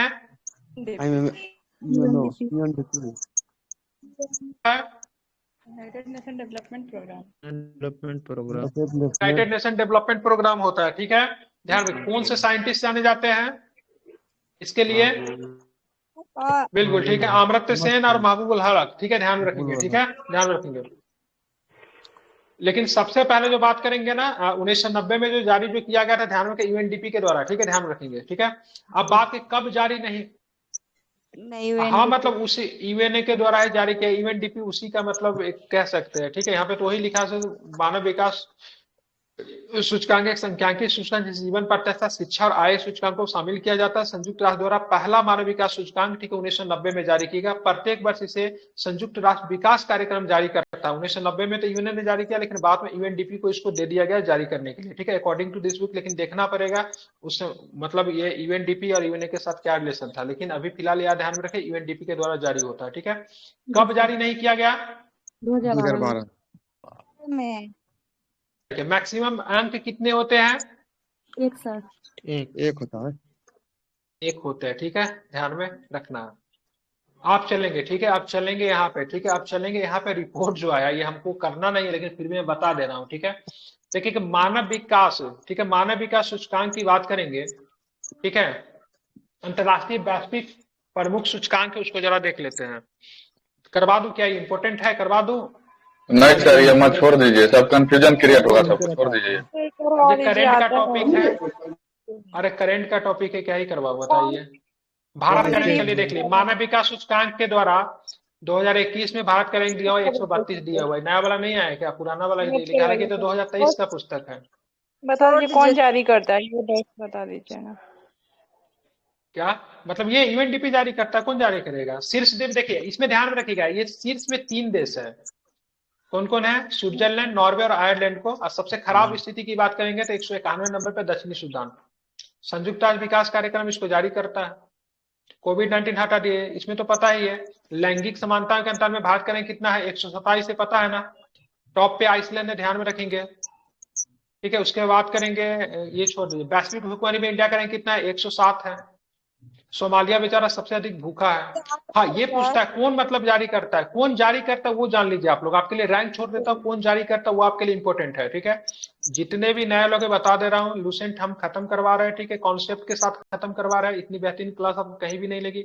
2 बजे से प्रतिदिन क्लासेस होगी। ठीक है, एमसीक्यू नहीं होगी। ठीक है, विद कॉन्सेप्ट के साथ चीजों को डिटेल्स में समझा के बुझा के पढ़ाया जाएगा। ठीक है, ध्यान में रखेंगे। ठीक है, 2 से 3 क्लास होगी, लेकिन ऊपर नीचे भी हो सकता है। ठीक है, ध्यान में रखेंगे। तो मानव विकास सूचकांक आपको संयुक्त राज्य विकास कार्यक्रम जारी करता है। लैंगिक, ठीक है, लैंगिक अंतराल सूचकांक विश्व आर्थिक मंच के द्वारा जारी किया जाता है। इस पर दरोगा में भी पूछा है, पता ही होगा आपको। ठीक है, क्लास के बाद बात करते हैं। ठीक है, यहाँ पे आप देखेंगे भूखमरी सूचकांक कौन जारी करता है, कंसर्न वर्ल्ड वाइड जारी करता है, जो कि आयरलैंड की। ठीक है, और वेल्ट हंगर हिल के भी जारी करता है, जो कि जर्मनी का। दोनों संस्था मतलब मिलके करती है। नवाचार सूचकांक को कौन जारी करता है, इंडिया का रैंक 40 है, ध्यान में रखेंगे। कौन जारी करती है, तो विश्व बौद्धिक संपदा इसको जारी करती है। विश्व प्रेस सूचकांक में इंडिया का रैंक 161 है, भारत में इसको बहुत, ये कौन जारी करती है, रिपोर्ट्स फेंस फ्रंटियर्स जारी करती है। ठीक है, ध्यान में रखेंगे। और भी बहुत सारे इंडेक्स है, ये पीडीएफ में दिया हुआ, इसको पढ़ लीजिएगा। ठीक है, आपको ध्यान में 2 चीज, हाँ, जलवायु परिवर्तन प्रदर्शन सूचकांक इंडिया का रैंक, ठीक है, कितना रहा है, 8 रहा है। ठीक है, ध्यान में रखेंगे, 8 रहा है। ठीक है, इसमें से एक इंपॉर्टेंट क्वेश्चन इसमें प्री में क्या पता है कि टॉप में कौन है, तो भाई साहब जलवायु परिवर्तन प्रदर्शन सूचकांक में टॉप 3 में कोई भी देश नहीं है। ठीक है, कौन सा देश नहीं है, टॉप 3 में कोई भी देश नहीं है। ठीक है, चौथा नंबर पर डेनमार्क आया है। कितने नंबर पे आया है, कितने नंबर पे आया है, डेनमार्क चौथे नंबर पे, भारत 8वें नंबर पे, 7वें नंबर पे है ना जलवायु में। नहीं नहीं, 8वां नंबर सही है। ये जर्मन वॉच जारी करती है। ठीक है, 8वां नंबर पे। ठीक है, German watch. Global peace index में इंडिया का रैंक 126, शांति में भी है, खुशहाली में भी कितना रैंक है इंडिया का, 126 है। ठीक है, अफगानिस्तान आ गया 7वां नंबर पे। ठीक है, तो नया वाला कब जारी हुआ है, हाँ 7वां नंबर पे है सर, पेपर में दिए अरे थे कुछ दिन में। ठीक है, तो आज कल में हुआ होगा। ठीक है, मुझे 8वां ही याद है। ठीक है, ठीक है, हो सकता है अभी मुझे जो याद है सो इसमें, अभी नया में हुआ होगा नहीं पता। ठीक है, चलिए, इसके लिए सवेरे का आरएनए वाला क्लास ज्वाइन कीजिए, अगर होगा तो वहां पे हो ही गया होगा। ठीक है, अगर आ जाएगा तो वहां पे पता आपको चल ही जाएगा। चलिए, 8:30 बजे वाला क्लास में हम लोग इस पे बात कर लेंगे। अफगानिस्तान की स्थिति ग्लोबल पीस इंडेक्स में सबसे ज्यादा खराब है। ठीक है, जारी कौन का, Institute for Economics and Peace. आपको क्या याद रखना है ना, आपको 3 चीजें इसमें याद रखनी है। टोटल देश कितना है वो तो नहीं याद रखना है, इंडिया के रैंक क्या है वो याद रखना है, विश्व में प्रथम पे कौन है वो याद रखना है, लास्ट वाला देश को भी नहीं याद रखेंगे कोई दिक्कत नहीं है। ठीक है, लेकिन जारी करने वाला संस्था का नाम याद रखिएगा। ठीक है, आपके लिए इंपॉर्टेंट है। ठीक है, प्रेस इंडेक्स की इंडिया का रैंक क्या है, प्रेस में, प्रेस में इंडिया का रैंक कितना, प्रेस इंडेक्स में 161। बिल्कुल 161 है। ठीक है, कौन सी संस्था जारी करती है, कौन सा जारी करती है, प्रेस इंडेक्स को कौन सी संस्था जारी करती है, रिपोर्टर्स क्या बोलता है, रिपोर्टर्स विदाउट बॉर्डर्स। ठीक है, चलिए, तो इंडेक्स जो है ना आप लोग देख लीजिएगा, हालांकि ये आपको करंट में भी आपको है तो मिल ही जाएगा, कोई दिक्कत नहीं है। ठीक है, चलिए आप चलते हैं, थोड़ा सा इस कॉन्सेप्ट को करते हैं। ठीक है, आप चलते यूएनडीपी के बारे में ज्यादा जान लेते हैं। देखेंगे तो यूएनडीपी संयुक्त राष्ट्र के वैश्विक विकास का एक नेटवर्क है। इसका मुख्यालय कहाँ है, तो इसका मुख्यालय न्यूयॉर्क में है। ठीक है, यूएनडीपी का मुख्यालय कहाँ पे, न्यूयॉर्क में। यूएनडीपी का प्राथमिक बला क्षेत्र कौन सा था, सतत विकास, लोकतांत्रिक शासन एवं शांति स्थापना, जलवायु एवं आपदा प्रबंधन, लैंगिक समानता, आपदा प्रतिक्रिया, क्षेम में विकास। ठीक है, यूएनडीपी की बात करेंगे तो यूएनडीपी गरीबी उन्मूलन, असमानता को कम करने हेतु लगभग 70 देशों में कार्य करता है।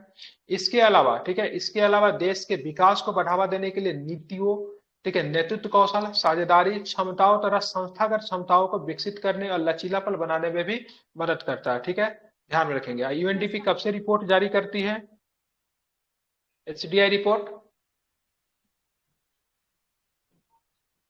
1990 से। ठीक है, चलिए एचडीआई। अब आते हैं मानव विकास रिपोर्ट 2021 आई है, ये पढ़ा दूं कि छोड़ दूं। ठीक है, भारत कितने नंबर पे रहा, कितने नंबर पे भारत रहा है, 131 दिखा रहा है,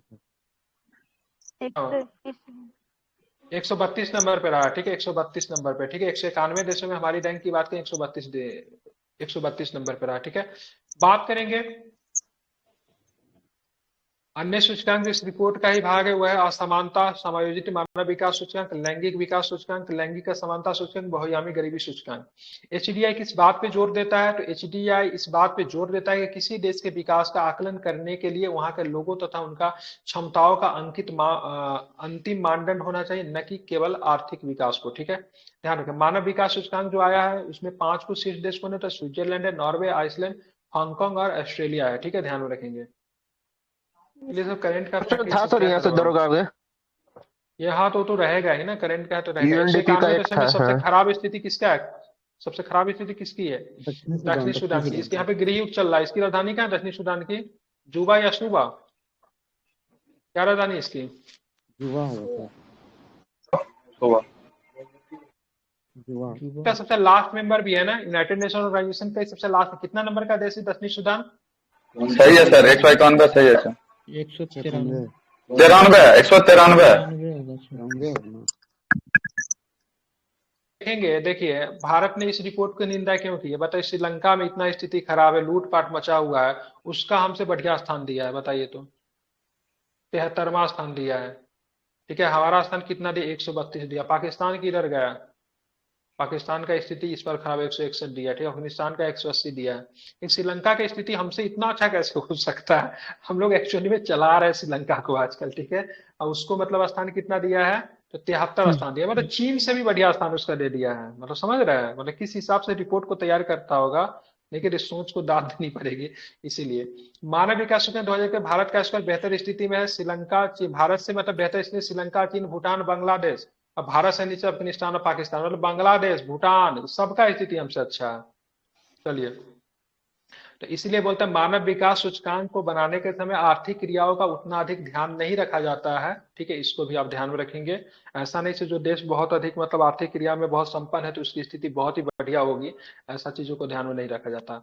लैंगिक असमानता सूचकांक की बात करेंगे तो लैंगिक असमानता सूचकांक को पहली बार संयुक्त राष्ट्र विकास कार्यक्रम, ठीक है, यूएनडीपी ने अपनी 2010 की मानव विकास रिपोर्ट में पेश किया था। लैंगिक असमानता सूचकांक 3 आयामों का उपयोग करके पुरुष और महिलाओं की उपलब्धि में असमानता के स्तर को मापता है। इसमें क्या क्या चीज शामिल होता है? लैंगिक असमानता सूचकांक में प्रजनन होता है, राजनीतिक सशक्तिकरण होता है और श्रम बाजार होता है। ठीक है, इन तीनों में देखेंगे महिलाओं की मतलब सहभागिता क्या है। ठीक है, उसके आधार पर लैंगिक असमानता सूचकांक को जारी किया जाता है। देखेंगे पुरुष और महिलाओं में कितना डिफरेंसेस है।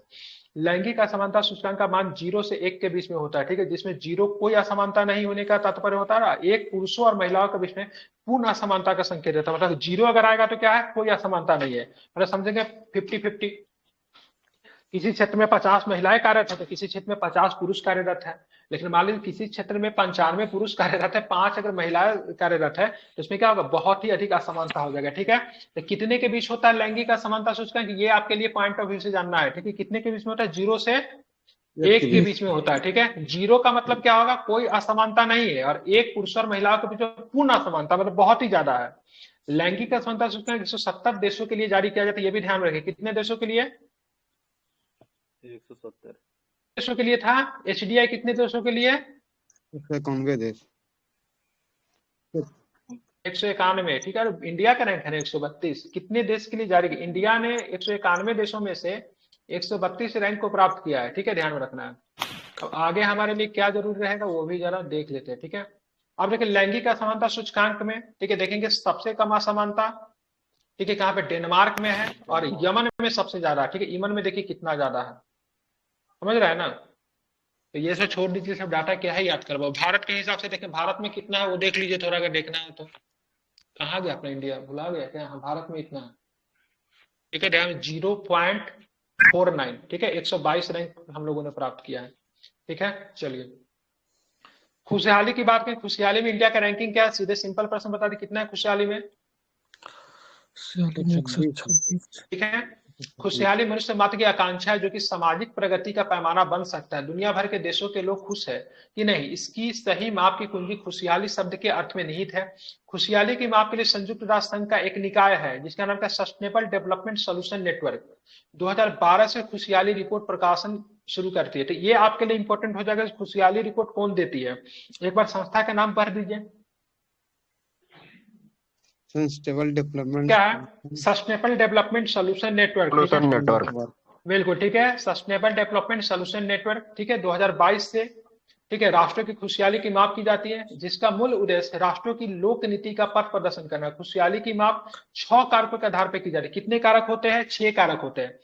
प्रति व्यक्ति जीडीपी, ठीक है, प्रति व्यक्ति जीडीपी, क्रय शक्ति की तुलना के आधार पर, सामाजिक सहयोग, स्वास्थ्य, जीवन प्रत्याक्षा, जीवन विकल्पों के चयन की स्वतंत्रता, उदारता और भ्रष्टाचार का बोध, ये सारे चीजों का मतलब 6 आधार पे मतलब आपको खुशहाली इंडेक्स जारी की जाती है, ठीक है, मतलब विश्व खुशहाली रिपोर्ट जारी की जाती है, ठीक है। अब देखेंगे विश्व खुशहाली रिपोर्ट 2023 की बात करेंगे, इसमें क्या सारी चीजों आपको निकल कर आती है। तो 2023 में 23 मार्च को संयुक्त राष्ट्र सतत विकास समाधान नेटवर्क द्वारा विश्व खुशहाली रिपोर्ट प्रकाशित की गई। इस वर्ष की रिपोर्ट में 146 देशों को स्थान दिया गया।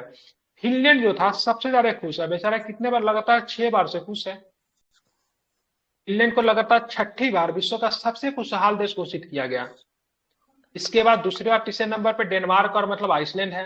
रिपोर्ट के अनुसार सबसे जो नाखुश देश है, बेचारा जो सबसे जो कम खुश देश है, कौन सा देश सबसे कम खुश है? तो अफगानिस्तान जो है सबसे नाखुश देश है। 106, इसमें मतलब उसने 146 में से 146 स्थान प्राप्त किया है। भारत की बात करेंगे तो हम लोग क्या ही बोले, ना तो खुश है ना तो दुखी है, हम लोग को 126 स्थान प्राप्त हुआ है, जबकि 2022 से हमारी रिपोर्ट में सुधार देखने को मिला है, ठीक है, 136 ना खुश का कारण है सर। हाँ ठीक है, 126 नंबर तो है ना कारण। देखिए ना यहाँ पे क्या क्या चीजें मतलब कैसे कैसे करता है, ठीक है, देखेंगे यहाँ पे सबसे पहले सामाजिक सहयोग, जीडीपी, क्रय शक्ति तुल्यता के आधार पर, परचेसिंग पावर के हिसाब से, ठीक है, ध्यान में रखेंगे। उसके बाद देखेंगे प्रति व्यक्ति हो गया, जीवन स्वस्थ जीवन प्रत्याक्षा, हमारे यहाँ देखिए मेडिकल का क्या स्थिति है, ठीक है, जीवन विकल्पों का चयन की स्वतंत्रता, गलती से अगर मेडिकल के आसपास से गुजरने जाएगा तो लगेगा जैसे कहाँ पे चले आए, क्यों आए हैं हम यहाँ पे, ठीक है। उदारता, उदारता, गवर्नमेंट उदार है कि नहीं, गवर्नमेंट उदार है कि नहीं, ठीक, लिबरलाइजेशन किस तरीके से, गवर्नमेंट मार्केट को एकदम पकड़ के तो नहीं बैठी है, भ्रष्टाचार का और करप्शन एकदम चरम पे है, तो ये सारे चीजों को कवर किया जाता है, ठीक है। आप देखेंगे विश्व लैंगिक अंतराल रिपोर्ट, ठीक है, विश्व लैंगिक अंतराल रिपोर्ट, ठीक है, कौन सा मतलब स्विट्जरलैंड इन्वेस्टिड WEF के वर्ल्ड इकोनॉमिक फोरम के द्वारा जारी किया जाता है, ठीक है, यही आपको दरोगा के एग्जाम में पूछा था, ठीक है, ध्यान में रखेंगे। वर्ष 2006 में पहली बार इस रिपोर्ट को 4 बिंदुओं को ध्यान में रखते हुए विभिन्न मानकों के व्यापक सर्वे और अध्ययन के आधार पर आंकड़े जारी किए जाते हैं, ठीक है। कब से प्रस्तुत किया जाता है, ठीक है, वैश्विक लैंगिक अंतराल रिपोर्ट, जेंडर इंडेक्स जिसको कहते हैं, 2006 से, ठीक है। कौन सी संस्था करती है?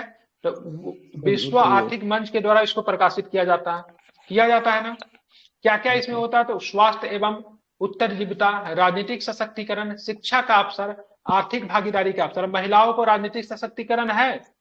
भारत में महिलाओं का आई थिंक कितना 13% सांसद शायद है, आई थिंक, कुछ मुझे जो डाटा याद आ रहा है, ठीक है। स्वास्थ्य एवं उत्तरजीविता क्या रहे, शिक्षा का अवसर महिलाओं को दे रहे कि नहीं दे रहे, आर्थिक भागीदारी का अवसर दिया रहा है कि, ठीक है। यहाँ पे भी इसको भी 0 से लेकर 1 के मध्य वितरित किया जाता है, ठीक है। अगर 1 का अर्थ होता है पूर्ण लैंगिक समानता, 0 का अर्थ होता है पूर्ण लैंगिक असमानता, ठीक है, ध्यान में रखेंगे। विश्व आर्थिक मंच 2022 को अगर बात करें 20 जून को वैश्विक लैंगिक समानता रिपोर्ट 2023 जारी किया, इसमें 146 देशों को शामिल किया गया। इसमें से बात करेंगे प्रथम 3 देश की बात करेंगे, आइसलैंड, नॉर्वे और फिनलैंड है, ठीक है। सबसे खराब स्थिति में बात करेंगे तो अफगानिस्तान में 146वां स्थान पे सबसे खराब स्थिति में आपका है, ठीक है। इंडिया का रैंक क्या होगा? इंडिया का रैंक कितना है? ठीक है, 127, 135 हुआ करता था 22 में, 127 पे आ गया, थोड़ा सा सुधार आया है, ठीक है। देखिए बांग्लादेश का रैंक हमसे अच्छा है, कैसे हमको आज तक नहीं समझ में आया। चीन का रैंक भी हमसे अच्छा है, ये क्या नाम है इसका, भूटान का रैंक भी अच्छा है। नेपाल किधर है अपना? नेपाल का खराब है, ठीक है। श्रीलंका का अच्छा है, नहीं नेपाल का अच्छा, पाकिस्तान का खराब है, ठीक है। श्रीलंका भी अच्छा है, पाकिस्तान को 142वां स्थान मिला है। विश्व के कुछ अन्य देशों के क्रम, जर्मनी का 6ठा स्थान, यूके की बात करेंगे 15वां है, तो छोड़ देते हैं इसको, ठीक है। अब आते हैं बहुआयामी गरीबी सूचकांक, जिसको MPI के नाम से जानते हैं, वैश्विक, ठीक है, बहुआयामी गरीबी सूचकांक 2010 में, ठीक है, ऑक्सफोर्ड निर्धारिता में मानव पहल पे संयुक्त राष्ट्र विकास कार्यक्रम द्वारा विकसित किया गया है। इस सूचकांक को 160 विकासशील देशों की बहुआयामी गरीबी मापने के लिए अंतरराष्ट्रीय प्रणाली, इसे प्रतिवर्ष जुलाई माह के संयुक्त राष्ट्र के सतत विकास पर उच्च स्तरीय राजनीतिक फोरम में जारी किया जाता है। यह आय आधारित सूचियों पर परे गरीबी का निर्धारण करने के लिए विभिन्न कारकों का उपयोग करता है। यह सूचकांक तीक्ष्ण बहुआयामी निरंतरता का निर्देशांक है। बहुआयामी गरीबी सूचकांक के 3 आयाम है। कौन कौन से आयाम है? स्वास्थ्य, शिक्षा और जीवन स्तर, याद रखिएगा, ठीक है। बहुआयामी गरीबी सूचकांक के कितने आयाम? कितने आयाम है, क्या बताएंगे? तो तीन आयाम है। तीनों आयाम का नाम बताइए। तीनों आयाम का नाम क्या है? एक स्वास्थ्य है, एक शिक्षा है और जीवन स्तर। इसके आकलन हेतु ना 10 संकेतक का प्रयोग किया जाता है। ठीक है, तो एक स्वास्थ्य हो गया, ठीक है, बाल, स्वास्थ्य में क्या क्या देखेंगे, ठीक है, स्वास्थ्य हो गया, बाल मृत्यु दर हो गया, पोषण हो गया, ठीक है, स्वास्थ्य में आएगा। शिक्षा में देखेंगे स्कूल के वर्ष, ठीक है, बच्चे नामांकित, ठीक है। देखिए जीवन स्तर में रसोई घर, शौचालय, पानी, बिजली, फ्लोर, संपत्ति, ये सारे के सारे देखेंगे। तो मतलब आधार तो मतलब बात का आयाम तो 3 ही है, लेकिन 3 आयाम को 10 कैटेगरी में क्या किया है, इसको बांट दिया है। ठीक है, बिल्कुल ठीक है। स्वास्थ्य की प्रत्येक सूचक को 1/6 के बराबर भारांकन दिया गया है। बाल मृत्यु दर क्या होता है, इसमें प्रश्न पूछ दिया, मतलब उसको वेटेज दिया गया है। ठीक है, क्या दिया गया, उसको वेटेज दिया गया है। ठीक है, बाल मृत्यु, यदि किसी परिवार में बच्चे की मृत्यु हो गई तो वह स्वास्थ्य सेवाओं से वंचित है। ठीक है, किसी परिवार में अगर बच्चे की मृत्यु अगर हो गई, क्यों हुआ भाई, जाहिर सी बात है स्वास्थ्य सेवाएं ठीक नहीं रहेगी तब हुआ है। पोषण, यदि कोई बच्चा या वयस्क जिनके बारे में पोषण संबंधी सूचना उपलब्ध है, यदि कुपोषित है तो वह पौष्टिक भोजन से वंचित है। शिक्षा की बात करेंगे तो प्रत्येक सूचक को इसको भी 1/6 के बराबर भारांकन दिया गया है। अब देखेंगे क्या है, तो विद्यालय में शिक्षा प्राप्त करने के लिए वर्ष, यदि किसी परिवार का कोई भी बच्चा 5 वर्ष तक विद्यालय में शिक्षा प्राप्त करने से वंचित रहा तो उसको समझे जाएंगे वो मतलब इससे पीछे रह गया। ठीक है, कितना, 5 वर्ष तक। ठीक है, ध्यान में रखेंगे, मतलब 5 वर्ष के तक अगर शिक्षा नहीं मिला तो फिर इसमें क्वालिफाई नहीं होगा। विद्यालय की उपस्थिति, यदि एक वर्ष में 8 वर्ष तक आयु का कोई भी बच्चा जो विद्यालय जाने लायक था विद्यालय जाने से वंचित रहा हो वो भी।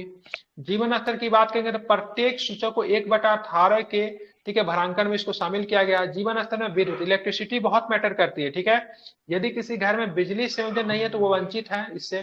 पेयजल की बात करेंगे वो भी इंपॉर्टेंट है। ठीक है, और पेयजल में भी कैसा, स्वच्छ पेयजल। ठीक है, यदि किसी परिवार के स्वच्छ पेयजल स्रोत तक पहुंच नहीं है तो वह स्रोत तक आने जाने में 30 मिनट से अधिक का समय लगता तो ऐसा परिवार वंचित है। देखिए एक तो घर में होना चाहिए या फिर अगर आसपास में भी तो चलेगा, लेकिन अगर मान लो 30 मिनट से अधिक अगर समय लग रहा है मतलब पानी बहुत दूर से लेकर आ रहा है तो भी उसको वंचित रखा गया है। स्वच्छता में क्या क्या आएगा, यदि परिवार को पर्याप्त स्वच्छता उपलब्ध नहीं है या सामूहिक शौचालय प्रयुक्त किया जाता है तो वो वंचित है। ठीक है, मतलब अपना मतलब होना चाहिए। ठीक है, सार्वजनिक सामूहिक नहीं। फर्श की बात की, यदि घर का फर्श धूल युक्त, बालू युक्त या गोबर से लिपा हुआ है तो वो मतलब वंचित हो। फर्श कैसा होना चाहिए, प्लास्टर किया हुआ। भोजन पकाने के ईंधन में क्या प्रयोग करते थे, घर में भोजन पकाने के लिए लकड़ी, कोयला या गोबर के उपलों का प्रयोग किया जाता तो फिर वंचित है।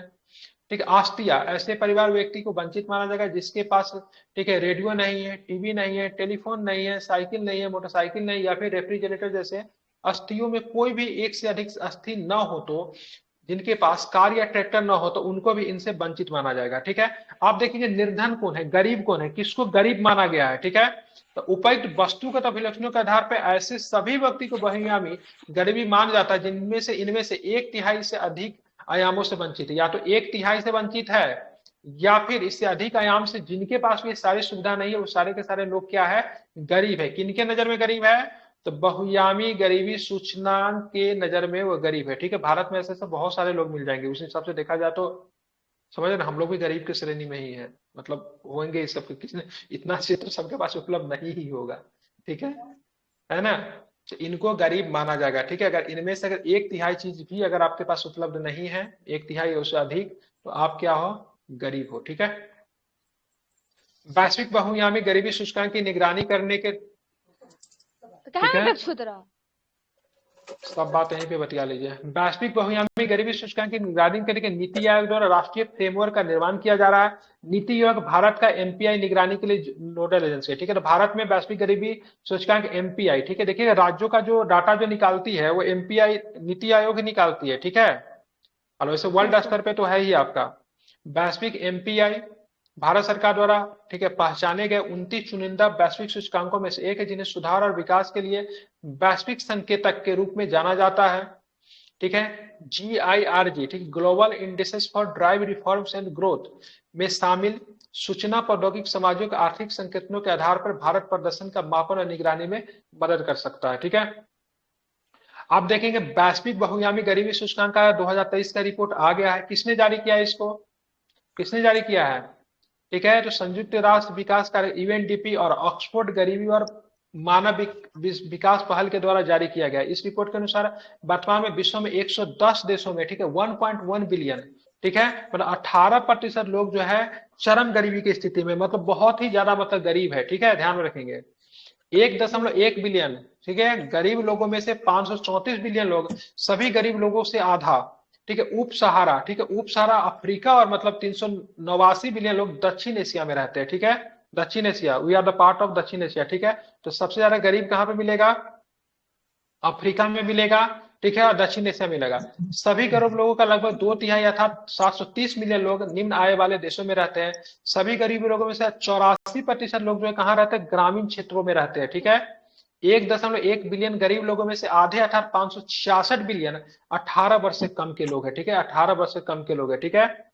भारत में गरीबी की घटनाओं का उल्लेखित गिरावट हुई है। वर्ष 2005-6 में भारत में 55.1% लोग गरीब थे, जो कि 19-21 में, ठीक है, 16.4% हो गया। सबसे ज्यादा गरीबी दर्ज की गई है भारत में। किस राज्य में सबसे ज्यादा गरीबी दर्ज की गई? सबसे ज्यादा बिहार में। से बाहर आया है?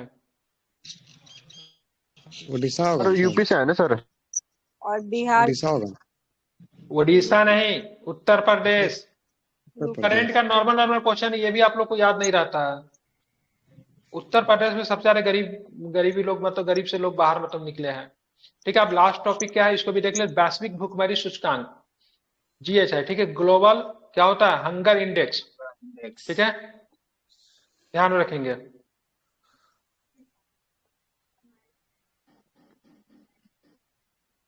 ध्यान में रखेंगे। सृजन वर्ष 2016 में वाशिंगटन डीसी स्थित अंतर्राष्ट्रीय खाद्य नीति अनुसंधान संस्था ने अनुसंधानकर्ताओं के द्वारा किया गया। हालांकि 2018 में अंतर्राष्ट्रीय खाद्य नीति, ठीक है, अनुसंधान ने जीएचआई के प्रकाशन के स्वयं को अलग कर दिया। अब यह सूचकांक, ठीक है, belt hunger health concern world wide की संयुक्त परियोजनाओं के रूप में प्रकाशित किया जाता है, ठीक। कंसर्न वर्ल्ड वाइड, ये कहाँ की संस्था थी? जर्मनी की है। क्या है? ध्यान में रखिए, कहाँ की संस्था है? जर्मन संस्था, ठीक है, कंसर्न वर्ल्ड वाइड, ठीक है, ध्यान रखिए। इसका प्रकाशन प्रत्येक वर्ष अक्टूबर महीने में किया जाता है। किसका? वर्ल्ड हंगर इंडेक्स, ठीक है। 4 संकेतक को इसमें देखा जाएगा। सबसे पहले अल्प पोषण। अल्प पोषण समझ रहे हैं ना क्या होता है? जिनको कम पौष्टिक भोजन मिला, अल्प पोषण है, ठीक है, दिख जाएगा जो, ठीक है, मतलब बड़ा तो हो गया लेकिन उसका बॉडी डेवलप नहीं किया, उसको अल्प पोषण, ठीक है। दुबलापन, इगनापन, जिसका हाइट नहीं बना।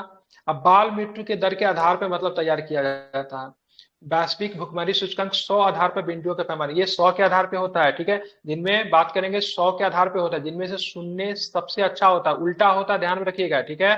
100 आधार बिंदुओं के पैमाने पे 0 सबसे अच्छा होता है, ठीक है, ध्यान में रखिए, एवं 100 सबसे खराब स्कोर माना जाता है। अगर पूरा नंबर अगर मिल जाए तो समझिए आपकी स्थिति अच्छी नहीं है, बहुत अधिक खराब है, ठीक है। तो इसमें पूरा नंबर लाके वैसे देश को मिलता है जो कि खराब में आते हैं।